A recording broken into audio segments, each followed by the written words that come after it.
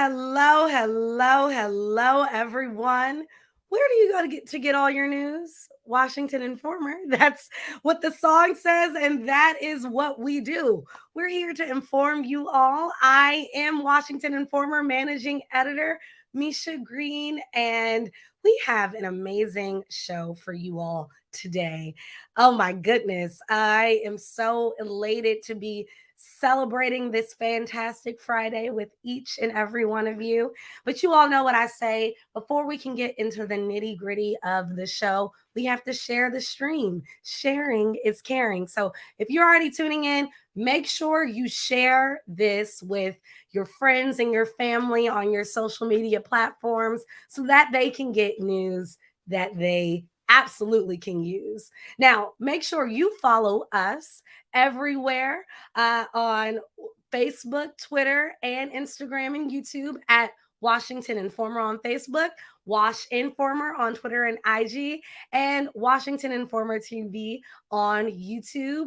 Uh, it's so many wonderful things to catch up on all things Washington Informer, not just Win TV, which you know are always really great interviews, but of course, go to www.washingtoninformer.com to read everything we have, all of our stories, all the news, like I said, that you can use.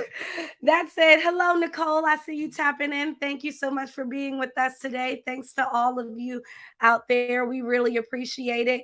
Don't be afraid to go ahead and say hello, say where you're representing from, and even have some questions for our guests.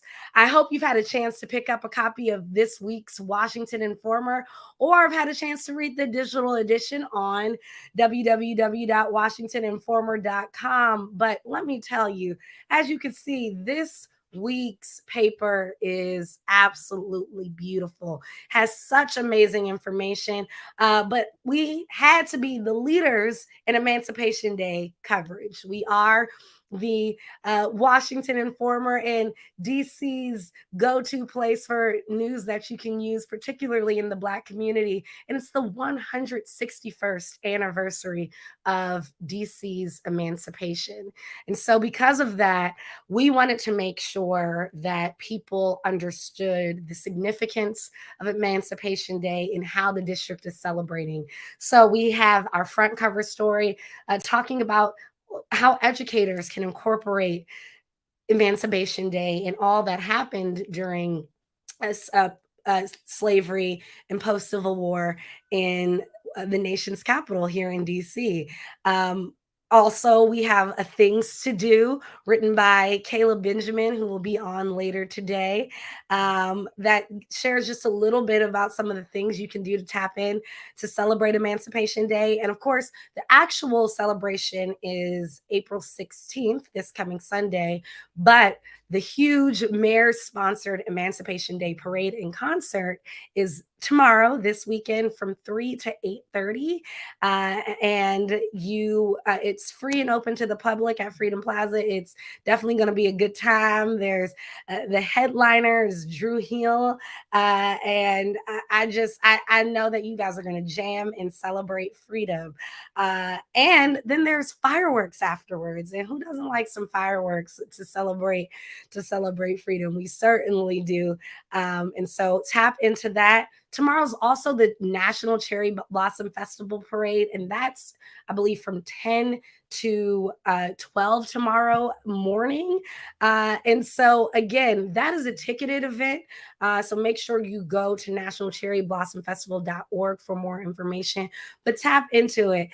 Of course, we are celebrating this the beautiful fact that spring has sprung in the district. And so one of the ways that we do it here in DC is through the beautiful, beautiful gift that is the cherry blossoms. And so there's a lot to do, and there's a lot to talk about in so little time here on Win TV. So without further ado, sorry, y'all. Before we go, I cannot let today in this episode go by without at least briefly highlighting the Justins. We had them on the front cover this week as well, but Tennessee State Representatives Justin Jones and Justin Pearson, who last week they were both ousted from their roles after speaking up in protest against gun violence. Obviously,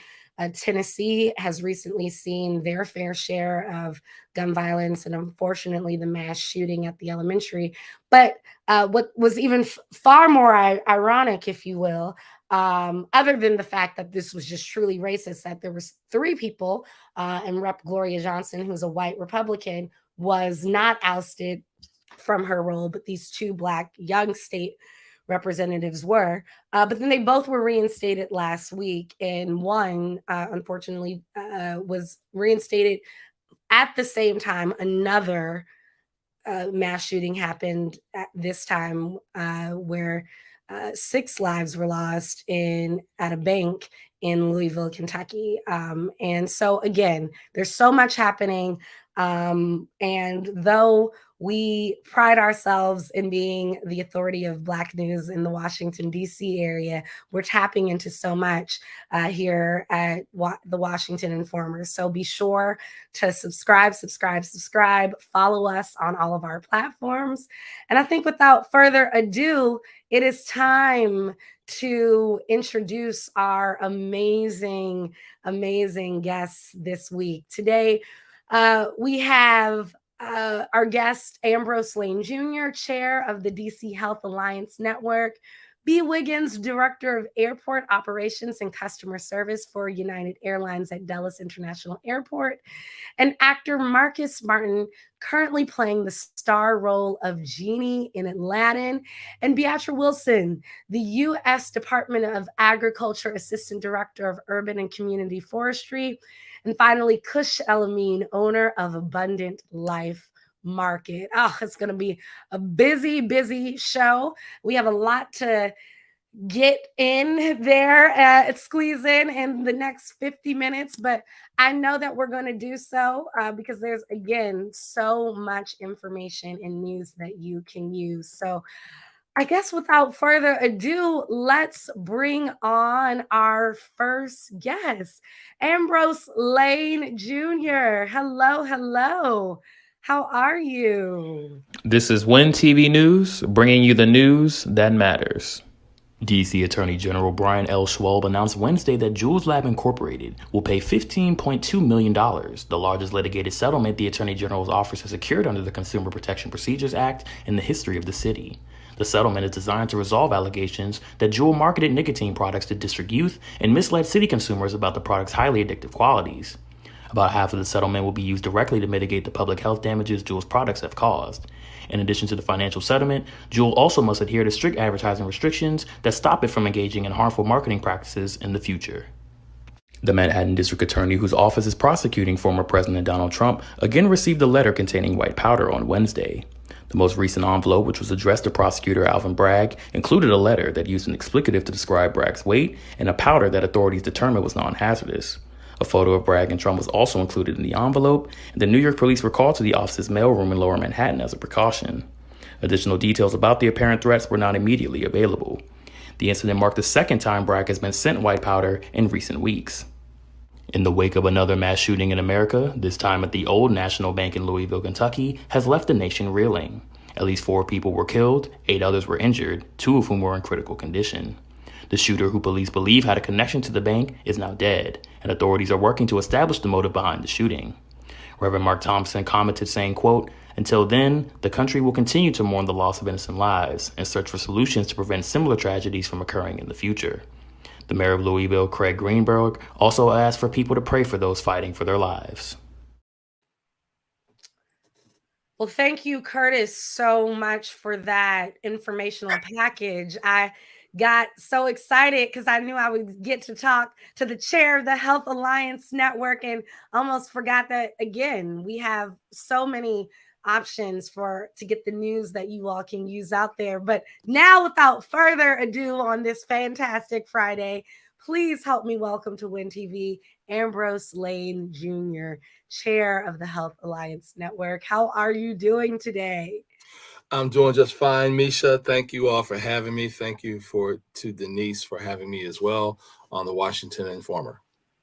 Well, she is so sad that she couldn't be here. She checked in with me to make sure that I was good to go in order to chat with you. And so I hope that I can do it some justice. But our fearless publisher wishes she could be here. I should shout her out and say, just so that the folks know, she's getting an award today from AARP. So that is why she's not with us. But we are certainly thankful for her leadership and vision and ensuring that Ambrose got here today. And so, yeah, first of all, welcome, like I said. But earlier this week, you held a press conference calling for a public health emergency to deal with the district's opioid crisis, which we talked a little bit about in this week's Washington Informer. Shout out to our health writer, Linda Way Villakazi. But this is a huge issue, Ambrose. Tell us about what's happening in the district and particularly why it's important to call our attention to the problem. Well, we had a press conference, as you mentioned, on Monday in front of the Wilson building, where the council and the mayor reside, their office building. And it was to call attention to the city that we are in need of establishing a public health emergency on opioids. Let me give you some information as to why we need a public health emergency in the District of Columbia. First of all, the District of Columbia is number 2 in the nation in terms of opioid deaths per capita. We are number 2 behind West Virginia. That by itself should be reason to have a public health emergency. We also know that both Maryland and Virginia, neighbors to our north and our south, also have public health emergencies, but the District of Columbia does not have one. On April 3rd and 4th of this year, DC Health issued what's called an opioid spike report, where there were 24 overdoses in a 24-hour period. And as I mentioned, there's a Virginia public health emergency, a Maryland public health emergency, and a national public health emergency, but not in the district. We've seen increases in 2022 in opioid deaths in the under 16 age group and the 20 through 59 age groups, higher than ever before in 1 year. And let me just give you a sense of the scope of the problem. If you compare this, I've prior compared this to the number of homicides. So, for example, from 2017 to 2022, there have been 903 homicides in the District of Columbia, and that's very high. But there have been 2,061 opioid deaths during the same period of time. And then I dug a little deeper in the research and I said, well, what about COVID? Well, from March 2020, when COVID began, until the end of December in 2022, end of last year, which is 34 months, there have been 1,411 COVID deaths, which is an average of 41 and a half deaths per month. But for the same time period, from March 2020 to December 31st, 2022, there have been 1,219 opioid deaths, which is an average of 35.8 deaths per month. So it is on par with the epidemic of COVID in terms of the number of deaths. And so we need to crank it up a little bit and call for a public health emergency. And so the Opioid Solutions Working Group, which I chair, which is part of the Health Alliance Network, has 24 different organizations and about 80 members, and we are all calling for a public health emergency. The Opioid Solutions Working Group includes recovery coaches, peer recovery specialists, community groups, recovery training organizations, doctors, faith organizations, and community leaders. So we're very serious that the city needs to just step it up a little bit. So there are things that are happening in the city. The Department of Behavioral Health has a program called Live Long DC. We work with Live Long DC, and there are some that represent Live Long DC on our Opioid Solutions Working Group. But there's a number of things that need to happen in terms of infrastructure and workforce. So, for example, DC has no 24-hour adult residential treatment facility that treats co-occurring disorders. Co-occurring disorders are those that have both addiction and a mental health problem. There's also no 24-hour youth residential treatment that treats co-occurring disorders. We don't have an urgent care for substance use disorder, which could reduce hospital emergency room visits, potentially saving millions of dollars. We don't have harm reduction centers for safe consumption. DC has one sobering center. There's a second one that's going to be coming online in 2024. There's money in the budget for it, but it's going to take place and be built in Columbia Heights. Now, Columbia Heights does have a problem with opioids, but not as much as Ward 8, Ward 5, Ward 7. Those wards have higher numbers of deaths in terms of opioids. There's no youth recovery location. So there's a whole lot of reasons why the District of Columbia needs to just invest more in people. We don't have the workforce that is necessary. So we need a workforce that can address opioids. For example, peers, community health workers, recovery coaches, CNAs. We need a workforce that can actually deal with this problem and keep people from visiting the emergency room every time. Because every time a person visits an emergency room, the district is spending $3,000 to $5,000 each and every time. So these are the issues that we are raising.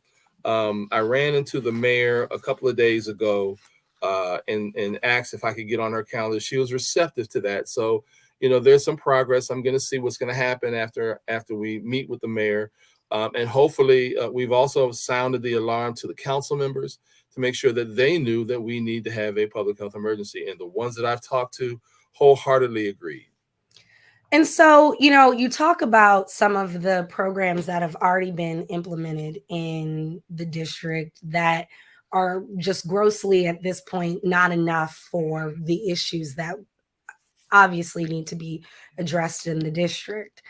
Tell me a little bit about how we can tap into this fight. As many of us are laymen, how can we tap into this fight in bringing the attention to some of our legislators that this needs to be elevated to a public health emergency? Well, one of the things that the Opioid Solutions Working Group did is that we sent a resolution to all of the East of the River Advisory Neighborhood Commissions, and they're in a process of passing this resolution and adopting this resolution.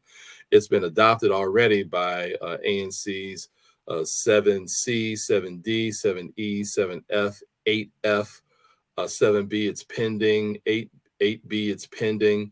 And so this is bringing awareness directly to the community on the crisis that is at hand. We did the same thing last year, and it was passed by 8 out of the 10 advisory neighborhood commissions east of the river, representing 140,000 residents. And so we are trying to get as much information out as we can to make sure that people are aware that this is a real problem. And now we have a second problem. The second problem is the addition of the drug xylazine, otherwise known as tranq.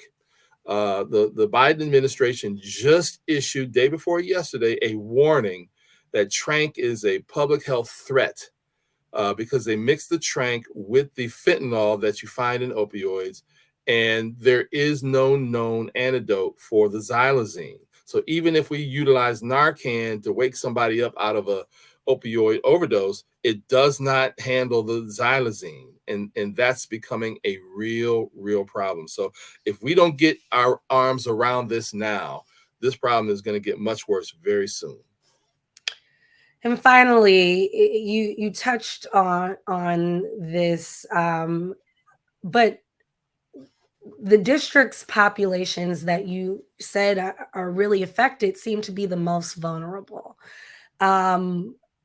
What are some things that we can do to, again, get a little bit of awareness about who's being affected, and again, offer support to our most vulnerable residents in the district?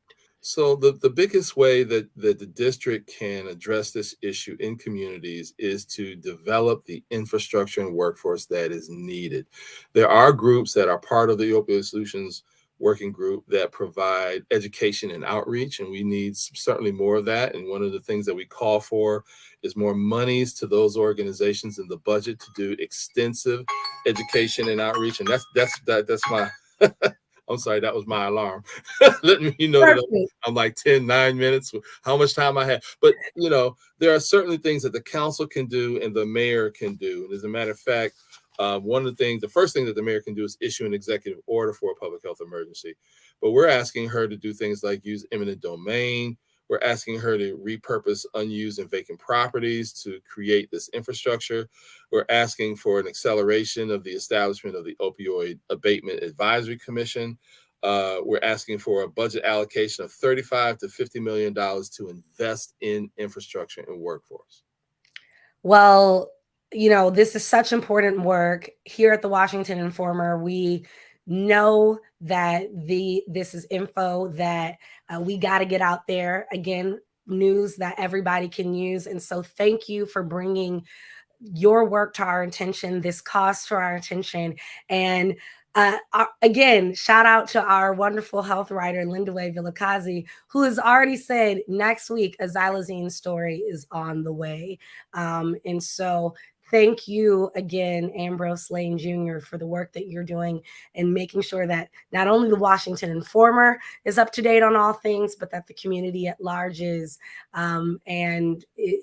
Again, for being in the fight to heal our communities. Thank you so much Thank for you, your time. Misha, and thank you, Washington Informer. I truly appreciate it. Really appreciate it as well. Take care. Well, I think that this is such a great time to go into a little bit of getting away. We'll call it that. It's a time to take some flights. With that said, I am so honored to bring my brother, Austin Cooper, who is our managing editor of Our House, to help introduce our next guest, B. Wiggins, who is Director of Airport Operations and Customer Service at Dulles. I had to tell her I'm a huge United Airlines fan. I know my brother Austin is as well. So we're kind of just gushing ear to ear. But y'all know how I can get. If I get really excited, I ask too many questions. So I'm turning it over to Austin to really lead this one. But B. Wiggins, welcome to the show. Thank you so much for being with us today. Thank you for having me. Hey, B, it's so good to see you. Good to see you. Yeah, thank you for taking time out of your what I know is a busy schedule. I know you're currently on travel in in Chicago. You said correct? Yes, I'm in Chicago today. Well, I'm not going to age myself, but at the age of 10, in November of 1972, I took my first United flight from Cleveland, Ohio to Miami, Florida. Not my first United, but my first flight. And I still remember that flight and getting my wings. I remember the theme back then was "Flying the Friendly Skies." Is that you all still your motto or one of your mottos? Yes, it's so interesting. So hello, everyone. And it's so interesting, Austin, because we did come back with "Flying the Friendly Skies" and also "Good Leads the Way." And sharing with everyone why we are the friendly skies and why we want to lead the way in that space. Oh, great. Well, as my sister mentioned, you are the Director of Airport Operations and Customer Service at Dulles. If you can briefly tell our viewers, what's your average day like? What's my average day like? I've been with United for 33 years, and I've been here in the Washington DMV area and at Dulles for 4 years. And on an average day, anything can happen. I have approximately 750 frontline employees and approximately about 42, 43 leaders. And so we handle everything from the time you walk in the door, checking in, checking your bags, getting on the flight, whatever you need help or support with. That's what our team does above the wing. And then we work very closely with all departments to ensure that their bags are on the flight and to ensure that you're taken care of throughout the whole flight and that is seamless travel. So an average day for me can start as early as 7 in the morning. Because of the time difference, we have calls with our Chicago team. So I can start as early as 7 in the morning and go as late as 7 at night, just because of all the different time zones that we have. Okay. So yeah. So, what are some? We were here to talk about certainly United Airlines, but more specifically, your service to the motherland, to the continent of Africa. Yes. What can you Yes. share with our viewers about options to fly United to different parts of Africa? So we have a lot of options for you. And the reason that we have so many from Dulles is because of our community. We saw a need for our community to be able to get from Dulles without connecting to Accra, to Lagos, and also to Cape Town.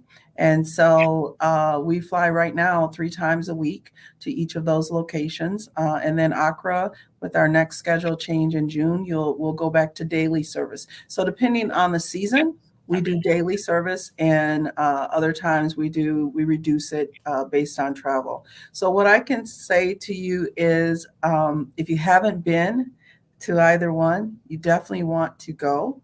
I went to Cape Town in November. And I didn't take the inaugural flight, but I went in November, and it's just an amazing, just beautiful. I mean, I never thought, would I go to Robins Island? I never thought I would, but actually go there and see it and experience it. It's an emotional experience, and it's a once in a lifetime experience. And so I think we're going to talk a little bit more about some of the community service, though, that we've done in Accra. Okay. Absolutely. Does United have partnerships with any local airlines on the continent? Who do you all partner with?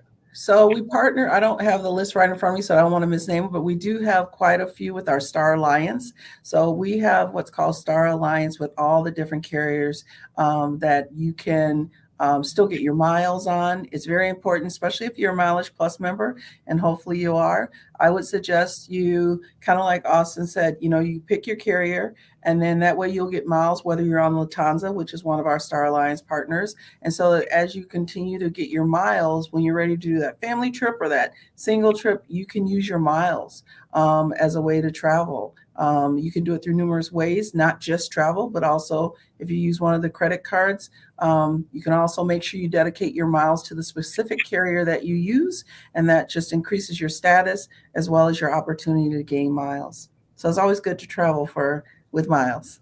Can you briefly tell our viewers what goes into consideration by you and others at United Airlines when determining your Africa routes? So when we looked at it, Austin, we saw that DC is a home to the 5th largest South African-born population. So it was critical for us, as an airline, to actually look at that and to see what the need is and what the need was. And so that's why initially we started off with 3 flights when we launched, and we quickly found that those flights were filling up. And so we went to daily, and even those flights were full. And so it was, for us, we look at more of the culture. So being inclusive, we said, we know that these aren't trips that you just plan for, I decide to go tomorrow. These are trips that families plan for. And one of the things that, even with our check-in, if you're just traveling by yourself, Austin, you might just come, but we noticed that it's a family affair. And so that's why United, we partnered, and we actually, on our inaugural flight to Accra, we went and we donated backpacks to the school. At the time, my managing director, Eddie Gordon, and some others from Beacon, which is our Black Excellence amplified continuously in our network. It's a BRG, a business resource group. And so what we did is we partnered to take things to the schools and build that partnership. So it's not just us flying in there. We also work with them on needs and what they have for different schools, orphanages, and we work closely with our manager, Elise, that's in Accra, so she can let us know when we need to support, or what support she needs as well. Okay, so United is practicing corporate social responsibility. Absolutely. And because people can say like, oh, are we just doing this just because? We're not. We're doing it because there's a need. There's a need for people to be able to get there nonstop without having to connect. There's also a need for us to make sure that we take care of our traveler family. And because everybody has different needs, and we want to be part of that solution. And we've done that with the routes that we have. And we also have Johannesburg out of Newark. So now our suite of options for all of our customers, it's great. And you don't have to connect, and you can be on a nonstop. And honestly, the flight, it doesn't even feel that long once you're on the flight. So that's really what it's about. Okay. Well, I got to wrap up, but I have one final question. Of your Africa destinations, my sister, which is the most popular? Oh gosh, I loved Ghana when I went, and I will tell you, I would still say it's tight because just coming back from Cape Town and just the beaches and the beauty, but I think I would still go with Ghana. And part of it is because I learned so much, and just experiencing just the hospitality. And when you get there, they truly treat you like family. And so it's not just what you see, it's also the feeling that you get when you're there. So I would say that is it. And I know my time is up, so I don't want the ding to go off on me. But Well, thank you so much, Mia, for your time. It was such a thank you pleasure so to much. meet you. I look forward to meeting you in person. And I want to say that here at the Washington Informer, with Misha and our publisher, Denise Rolock Barnes, we are having serious internal discussions about promoting the continent of Africa with our readership and with our viewership. So I would certainly welcome follow-up discussions with you on possible areas of partnership moving forward. Absolutely. And I would welcome both of you. If you're in Dulles or flying out of Dulles, give me advance notice. Would love to give you a tour, show you kind of what the day-to-day is, and let you watch one of the departures, whether it's to Cape Town or Ghana, and kind of see behind the scenes what we do. So that invitation is open to you and the team. Just let us know when you want to come. And with that, thank you all for joining. And now I'm going to turn it back over to my sister, Misha. Thank you. Thanks, Bia. Well, that just got my traveling bug all the way going. I don't know about you all, but I'm like, okay, so how do I get to Ghana? Like, how do I just make this happen in the next few moments? And luckily, thank goodness for B. Wiggins being here and giving us some options.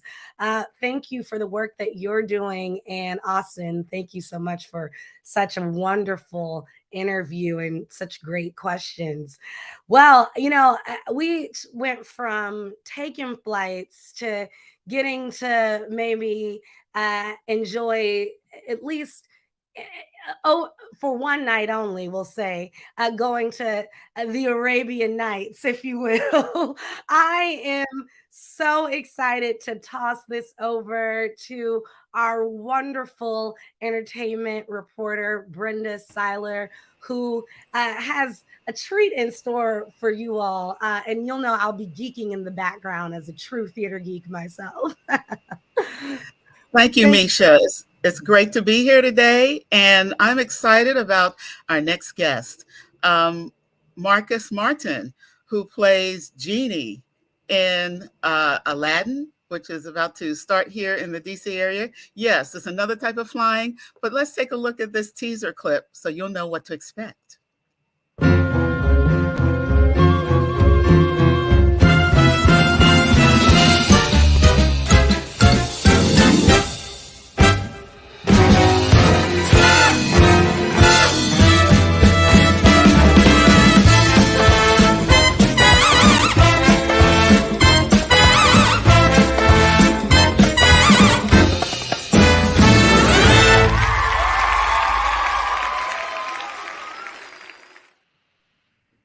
Hello, Marcus. It's great to have you with us today. Thank you. Hello.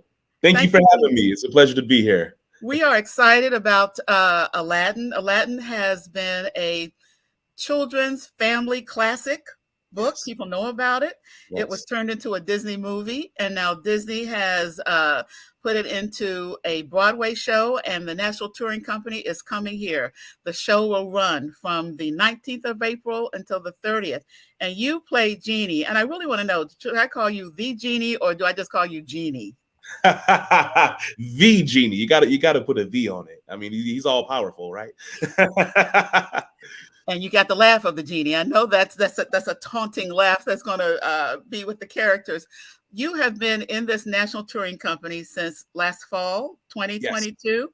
Yes. And how did you prepare? You know, I heard some things that perhaps this was a character that was a combination of Cab Calloway and Fats Waller. What was your approach to the character? Yes. So, fun fact: originally, when the film was first the concept, they had the idea that the genie would be a Cab Calloway, Fats Waller type of character. Of course, once Robin Williams, the late great Robin Williams, said he was interested, they kind of shifted and pivoted to kind of make the role fit him. But when they had the idea to bring the show to the stage and make it a Broadway musical, they went back to that original concept. And so, yeah, I watched a lot of old Fats Waller videos, listened to a lot of Fats Waller, watched some Cab Calloway. I watched a lot of old stand-up comedians too. You know, I pulled out some of the old Eddie Murphy and Richard Pryor, just because, you know, the genie, he's a fast talker. He's quick on his feet. He engages with the audience. And so kind of seeing how the great comedians of back in the day kind of they do crowd work and how they engage with the audience and their timing. That was a big part of my preparation to kind of bring this role to the stage.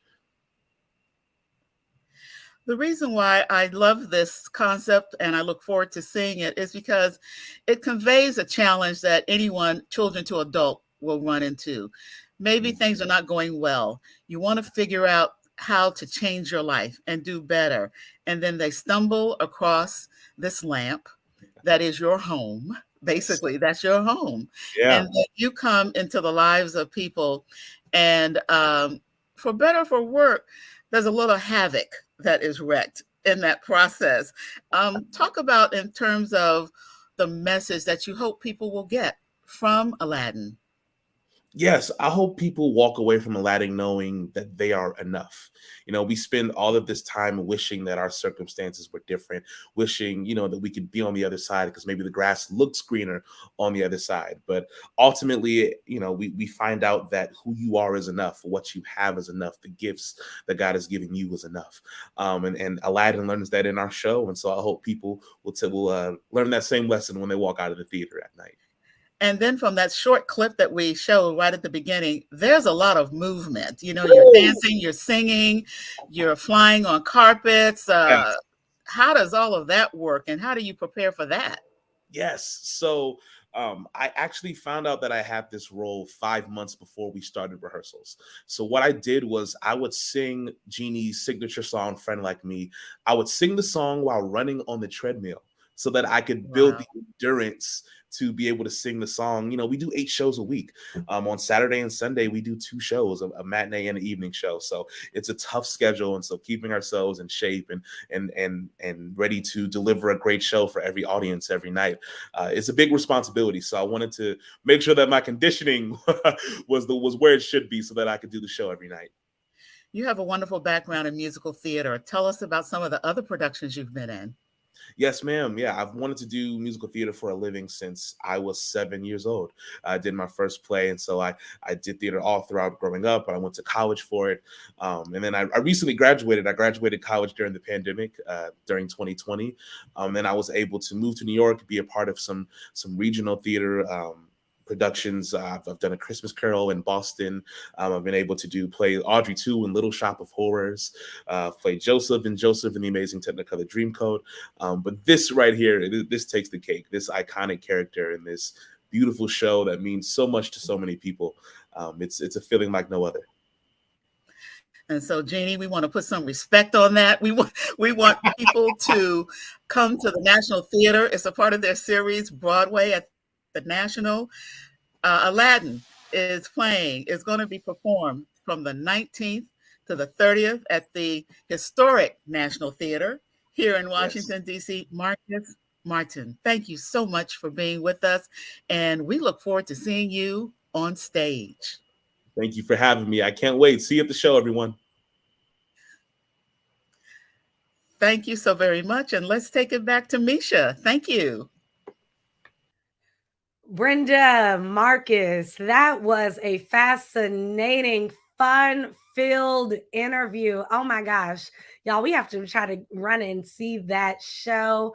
It just feels like from everything that Marcus shared with us, I know it's feel good. And can I just say that the chat, our private chat, is going crazy about this interview right now. Y'all did y'all thing. Thank you so much. And of course, I know that the entire cast will be doing their thing April 19th through the 30th. So looking forward to it. Without further ado, we have even more folks to bring on the show today. I told you all it was a packed show with so many amazing folks. And so I'm going to toss it now to our amazing climate environment writer, Kayla Benjamin, who's going to introduce our next guest. And I have to say, Kayla, you've been super busy this month. So if you can work a little bit into what all that you've been up to before you do your official intro, that would be great. Yeah, absolutely. So I'm really excited this month. It's Earth Month, leading up to Earth Day, which is April 22nd. Stay tuned for on WIN TV and across our social media to find out more details about how the Washington Informer is going to be celebrating Earth Day itself. But also, if you follow us, you'll be seeing lots of awesome content about what we can do to invest in our Earth, which is our Earth Day theme. And coming up next week, we'll have our annual Earth Day supplement, which always has amazing information from a bunch of our partners across the environmental sphere. And so that's what we're up to this month. Without further ado, I will introduce my guest who I'm really excited to speak with. This is Beatra Wilson, who is the Assistant Director of the Urban and Community Forestry Program in the USDA. Beatra, thanks so much for joining us. Hi, Kayla. Good afternoon, and thank you for having me. Yes, absolutely. So before we even jump in, tell me a little bit about this big influx of funding that your program just got from the Inflation Reduction Act, and what will it allow you to do that your program maybe wasn't even able to do before? Absolutely. Thank you. So we are so excited on just Wednesday. So this is great timing, Kayla. Thank you for this invitation.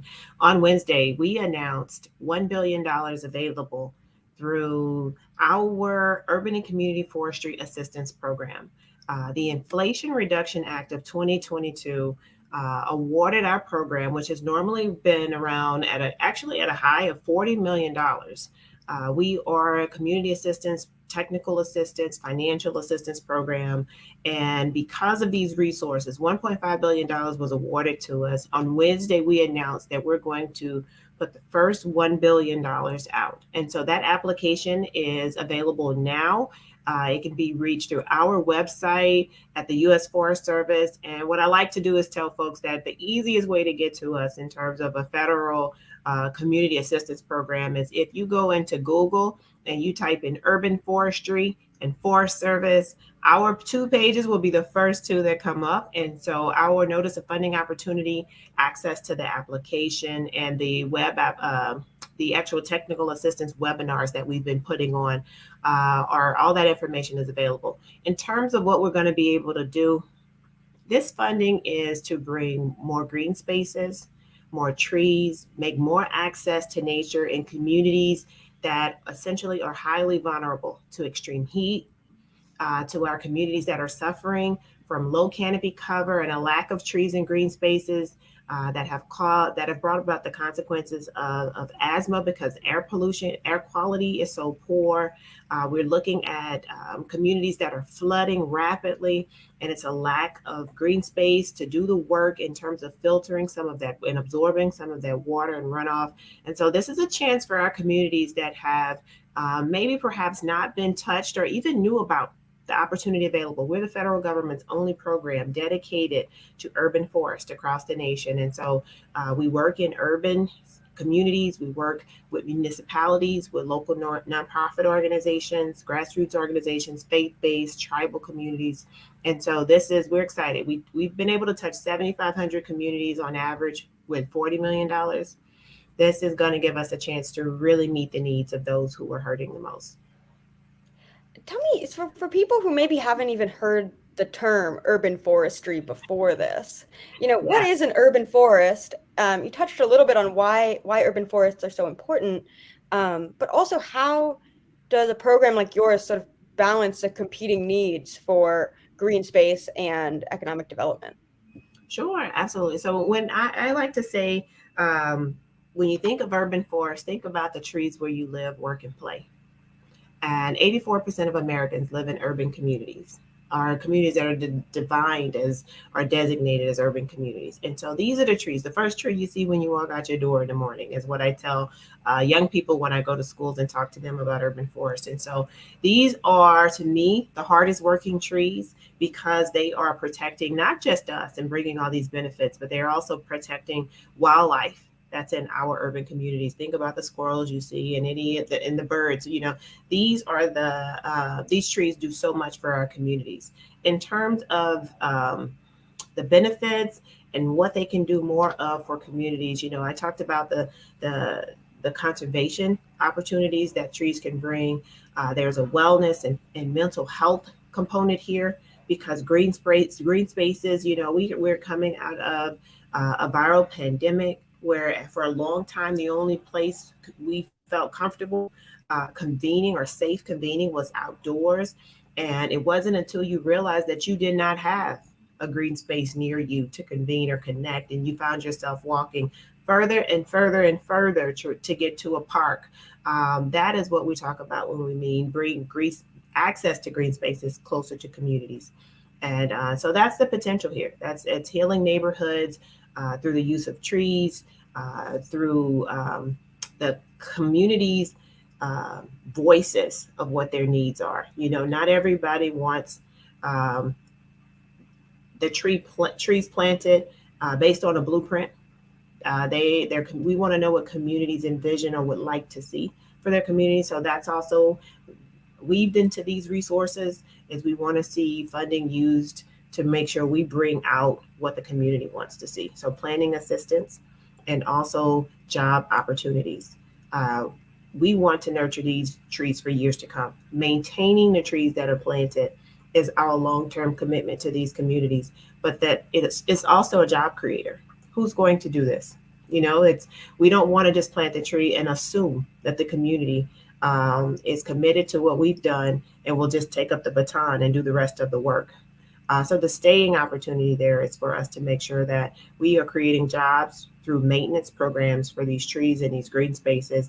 And so that is what we're most excited about. Not just creating the jobs, but training the local residents to take these jobs so they most locally can be the stewards of these urban forests, of these green spaces. And just an exciting moment for us to come to communities and be in spaces that we, although we're about 30 years old as a program, this is a chance for us to really stretch ourselves and our authorities to make sure we're meeting needs.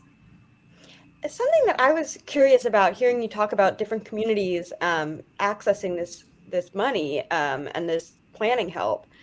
I've heard from a lot of organizations, you know, kind of working on this beat, about difficulties getting the money to where it needs to go, especially because smaller or less well-funded organizations might have barriers to access, especially in these application processes. So how does the forestry program, the urban forestry program, prioritize its funding allocations and make sure that money is getting where it really needs to go? Sure. So I'll start with a three-pronged approach. To be honest with you, because of how our program is structured, we can only work in most urban communities, right? And so we have a chance to focus and be most intentional about where we are investing. We know where our funds, our technical assistance and opportunities have been invested across the country. We do have accomplishment reporting data that shows where we've invested. And we also know where communities are eligible to be invested in, and that for whatever reason, systemically just have not been invested in. And so we are using that data to design how we deploy these resources. Another thing is the legislation prioritizes disadvantaged communities. This is a gift for us because we have the opportunity to waive match Another barrier to smaller organizations reaching these resources has been the one-to-one required match, dollar to dollar, or being able to leverage these resources with their own investment. We have the ability to waive the match 100% if you are proposing work in the most disadvantaged communities. And so that's another way we are making sure we amplify our commitment, not just through the legislation, but through our program, who is also from the Biden-Harris administration, announced the Justice 40 initiative. And it's an environmental justice opportunity for programs to commit to investing no less than 40% of the benefits of its resources to the most disadvantaged communities. And so we eagerly signed up to be a Justice 40 covered program, and we are honoring our commitment. And so through the match waiver, through the Justice 40 responsibilities, we've conducted a lot of stakeholder engagement and heard about these barriers. We are also enlisting, I don't know if you've had a chance to peek at the funding opportunity, Kayla, but we are enlisting sub-award partners. We want our partners who have been working in this space or have had the capability to administer large amounts of grants and agreements or work most locally with communities and provide additional technical assistance, reporting assistance. We want to work with and through you to connect with even more local communities and help them be successful through offering more technical assistance, being that back office and helping them with reporting assistance, but most importantly, telling the stories. Telling the stories of the impact of these resources will be critical to where we don't have to look for resources in the future because they will be coming in, they'll be pouring in because everyone sees the impact of these dollars. So when you say hub, the sub-award system, it's almost like hub and spoke, sort of like you're able to identify bigger organizations that are more in touch with communities, including smaller community groups that they can Correct. form that relationship with. That's Absolutely. awesome. So we have organizations that serve on maybe a regional capacity, and even some national partners have said they want to step up and host more federal resources, but allow organizations who may not be ready to be a direct federal grantee, because we do have an intense administrative process of, being a direct federal grantee, but they are willing to absorb that burden, streamline the application process, but also be that peer, be that helpmate to ensure that that most local frontline community is successful and that they have the confidence and access to the larger partnership network to be successful. Okay, I don't want to put you on the spot with a specific example, but I just wanted to ask if you could sort of share what's an example of a project that your program has worked on in our region, in DC, Maryland, Virginia, or even the broader EPA Region 3, which is sort of the Mid-Atlantic. Like, what's something that our listeners can sort of understand, like, oh, this is what it might look like in my neighborhood? Yes. So we have partners most local. So we work through Washington, D.C. Department of Transportation, DDOT. We have an Urban and Community Forestry program manager and active program there. We work very closely in the Anacostia area. We actually have an Urban Waters Federal Partnership site where we have continued to visit and invest. We have local NGO partners such as Casey Trees. A lot of people in DC are familiar with Casey Trees, which is a nonprofit organization, does a lot of tree planting activities for communities and with communities. And so when you think about you're riding along and you see trees in the median and you see, maybe they started with a smaller pit and some support strings coming out of them to make sure that they maintain their health until they're big enough. You might see watering trucks coming through your neighborhoods and watering the trees in your right-of-ways. What may be more new to some of the DC and district residents is a lot of the green infrastructure installations. And so some of these curb cutouts that are, grassy and tree look like very interesting green space boxes, but they are absorbing a lot of that stormwater runoff, and they are hosting a lot of that water that would have normally caused maybe a downhill flooding or pooling for some homeowners or around some cars. But these green infrastructure installations that are also, they look like an extension of the sidewalk, but they're coming with these grassy areas, and some small diameter trees are planted inside of them. But it's another innovative way for us to not just bring nature and beautification, but also those conservation benefits. And so tree planting opportunities. We also have partnerships that have been installing urban food forest. And so we have a very active community gardens across the Mid-Atlantic and nationally, especially with our tribal communities and indigenous partners. And we've seen community gardens. We have authorities that can buy fruit and nut bearing trees. And so we are assisting communities that are food deserts grow even further into their own security with fruit and nut bearing trees, adding to their community garden installations. And so that's why I said we're a natural solution that has been identified in so many different ways, but we're excited to show up how communities want us to show up.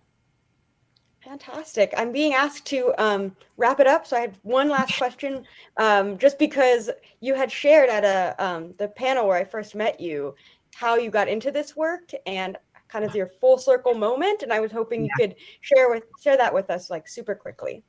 Sure, no problem.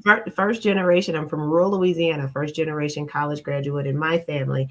I was plugged into an agricultural summer program at Southern University, an opportunity to explore agriculture. Had always been a 4-H'er, and I got an opportunity to go to school at that summer program. I was offered a scholarship in urban forestry. Did not know what it was, but the word urban just stuck out, thinking I would be going from rural America to urban America, wherever this took me. And that same program that paid for my degree, I now lead that program 20 years later for the federal government. And so full circle, but definitely a product of the potential of an intentional investments. I'll put it like that. That is amazing. Thank you so much for joining us, Beatra. It was fantastic to speak with you, and I will pass it back to Misha for our last guest today. Thanks again.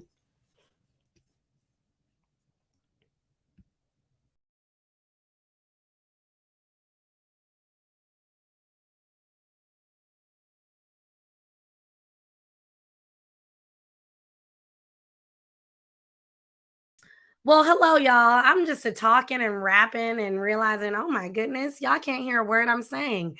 So we're going to try that again.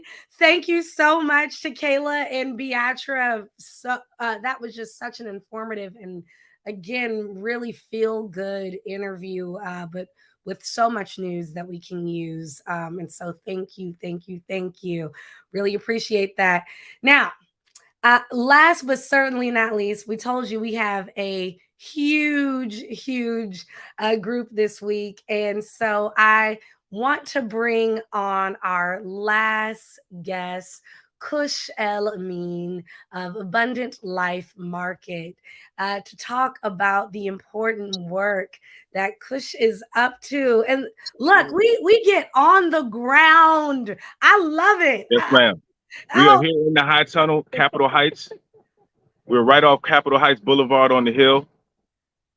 So we are broadcasting live on the ground. We got spinach and kale still. Oh my goodness. Well, it's lunchtime, and that's exactly what I need in my life. So You can come by. Yeah, tell us all about the work that you're doing, what you're up to, and how we can tap into some of that fresh goodness green behind you. And look at you matching. Well, yes, ma'am. We started growing in the High Tunnel in 21. The High Tunnel was built through a grant through the city council of this previous administration that voted to build the High Tunnel. And we've been growing here since 21. And we've been involved in gardening classes. This is a learning space as well as a small scale production area. And so we've been donating to the community around us. We were doing grocery deliveries, random addresses, working with the council, of course, to deliver this fresh produce growing here to the residents around us. And we are now contributing to the grocery giveaway that occurs every Sunday from 3 to 4 p.m. at Town Hall, which is 1 Capitol Heights Boulevard in Capitol Heights. Why is it important to do this work? Why is it important to ensure that the people in the community have fresh produce? Well, there's a necessity component to that for sure. I think we've been shown, over the decades, who cares about us in so many words. And so we have to care about us enough to do these kinds of things for ourselves. And that's what we're here to do. And now tell us a little bit about the difference between a high tunnel. Really, what is a high tunnel? And then the Okay. difference between a high tunnel and a greenhouse, which I think maybe people are a little bit more familiar with. Right. And again, how we can tap in. Sure, sure. Well, a greenhouse and a high tunnel, I don't know if you're hearing wind hitting the plastic covering over this high tunnel. So a greenhouse and a high tunnel are similar spaces. We're talking about frames that have usually a poly plastic kind of covering that enables heat to collect naturally through sunlight. A high tunnel can collect heat, but it can't maintain the temperature. A greenhouse comes equipped to maintain a temperature regardless of the outside weather conditions or sunlight, whereas a high tunnel will fluctuate in temperature based on those variables. So it's like the basic functionality of a greenhouse. And so we can use that to our advantage to extend our seasons, especially from, the hot seasons into the cold seasons. And, we grow certain things based on our ability to collect heat with the high tunnel. So fascinating. And, I know that you're busy and again out there doing the work. So I don't want to keep you long this afternoon, but tell us a little bit about some of the plans that you have for the high tunnel and Well, how yes, we can look yes, forward. we are growing here at the high tunnel. We're growing elsewhere in the state of Maryland. We're growing on the Eastern Shore. So we have produce that is growing here, and we have a much larger scenario happening on the Eastern Shore in Preston, Maryland, Mount Pleasant Acre Farms, to be exact. And so we're looking forward to growing a lot more food. We have received a grant, and our grant was renewed from 2022 from PG County as part of their anti-violence initiative. So we've been conducting gardening classes here at the tunnel. That happened last spring and summer. We're looking to revamp that. We're looking for volunteers, educators, and we're looking to continue creating that educational opportunity through this high tunnel. And like I said, we're working with the town of Capitol Heights, the programs that they're doing, and we're also planning on building more of a food network. And so we have a CSA called Harvest to Health, and that's newly formed, and we're looking to coalesce with other farmers in the area who are interested in serving our community and are engaged in the work. And so Harvest to Health is the website that you can access, harvesttohealth.com. And we'll have sign-up sheets, newsletters. We have a harvest this Sunday at the tunnel. This is our last spinach and kale of the season. So we're donating that to the grocery giveaway occurring on Sunday in town for the town of Capitol Heights. And so harvesttohealth.com is where you would go and engage and get new information ongoing, because there's a whole lot to talk about that I really can't, fit into the time we have. Well, I thank you for giving us all of this information in such a short period of time. I know this Sunday, people can tap into the giveaway for the last bit of kale and spinach of this season that you all have. How else should we keep in touch with all things that you are doing before we wrap Well, yes, today? ma'am. There's abundantlifemarket.com.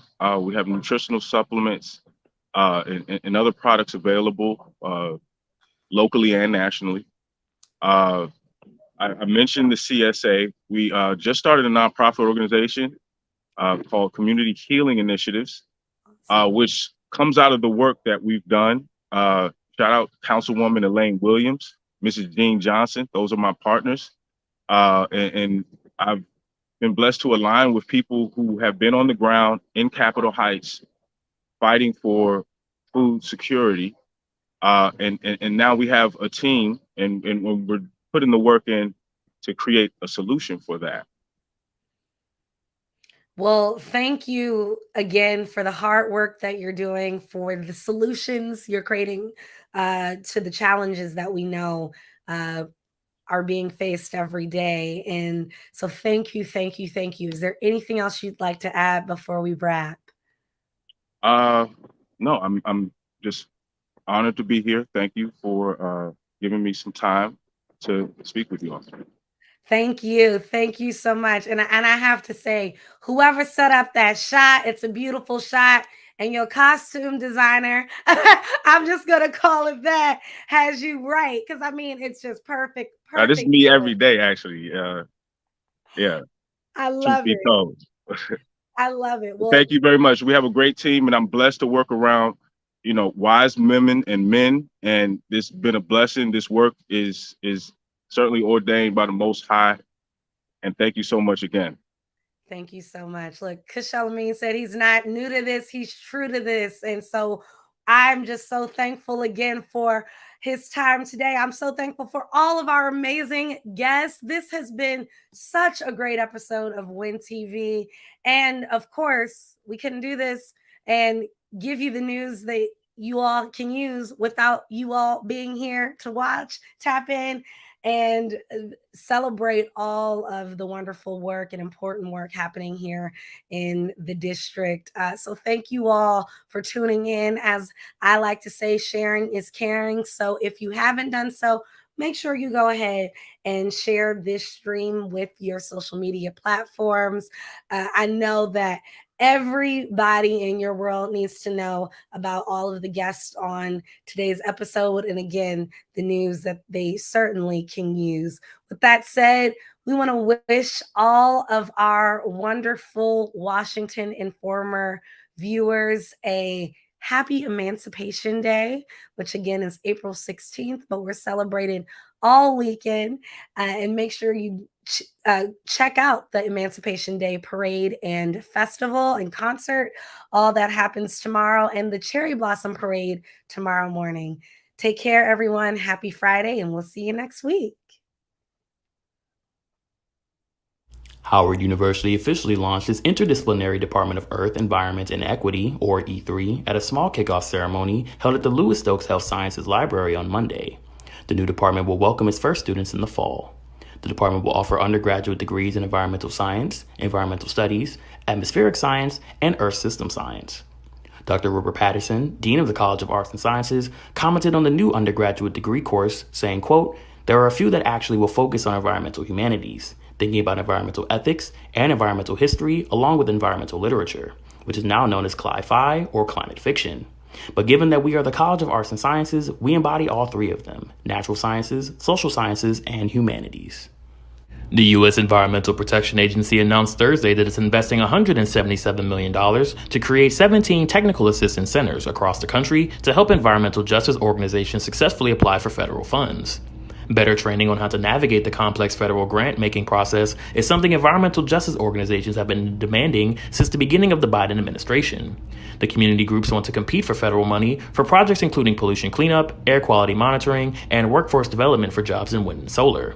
EPA Administrator Michael Regan said, quote, "We know that so many communities across the nation have solutions to the environmental challenges they face, and today we're taking another step to break down those barriers."